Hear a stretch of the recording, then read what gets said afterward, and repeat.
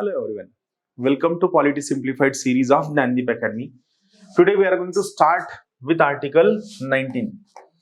Basically लक्षात घ्या article 19 खूप मोठा आहे.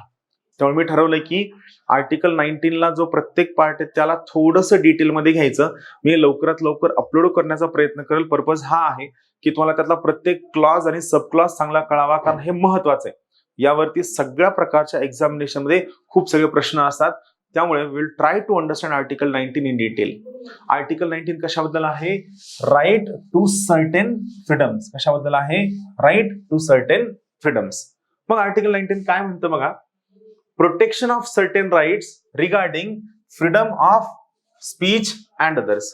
सो आर्टिकल 19 मध्ये काय येतं? तर बेसिकली लक्षात घ्या आर्टिकल 19 मध्ये ऑल सिटीजन्स, आणखीन एक लक्षात घ्या, हे कोणाला अवेलेबल आहे? फक्त आणि फक्त सिटीजन्सलाच अवेलेबल आहे.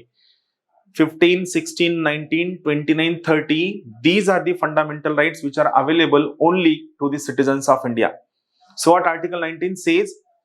All citizens shall have the right to freedom of speech and expression. पहिलं freedom of speech and expression. To assemble, that is right to assembly peaceably and without arms. तुम्ही assemble होऊ शकता, पण ते कसं असावं? पीसफुल असावं, विदाउट आर्म्स असावं, आणि ते पण प्रायव्हेट लँडवर असता कामा नये.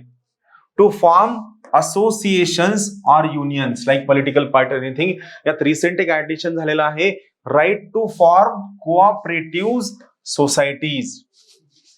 सो बेसिकली लक्षात घ्या, right to form cooperative societies is also a fundamental right as per new amendment act. पुढचं आहे to move freely throughout the territory of India. To move freely throughout the territory of India. To reside and settle in any part of the territory of India. इथे एक right to property होता जो आपण abolish केलेला आहे. To practice any profession or to carry on any occupation, trade or business.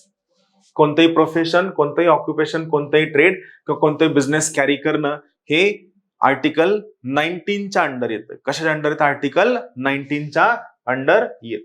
Clear? So आपण काय करूया, आर्टिकल 19 ला डिटेल मध्ये समजून घ्या. सिंपल लॉजिक सांगतो. मी भाषण करतोय, that is freedom of speech and expression. माझं भाषण ऐकून तुम्ही लोक जमा झालात, फ्रीडम ऑफ असेंब्ली. मग तुम्हाला वाटलं आपण काय करूया, एक असोसिएशन फॉर्म करूया, फ्रीडम ऑफ असोसिएशन, कोऑपरेटिव्ह. मग तुम्हाला वाटलं चला दिल्लीला जाऊया, तुम्ही तिथून मूव्ह होऊन राईट टू मुवमेंट निघलात. त्या ठिकाणी वेळ लागतोय, मग तुम्ही ठरवलं की त्या ठिकाणी जाऊन आपण काय करूया, काहीतरी बिझनेस करूया, प्रोफेशन करूया, that is right to profession. याला आपण थोडंसं डिटेलमध्ये घेऊया. थँक्यू.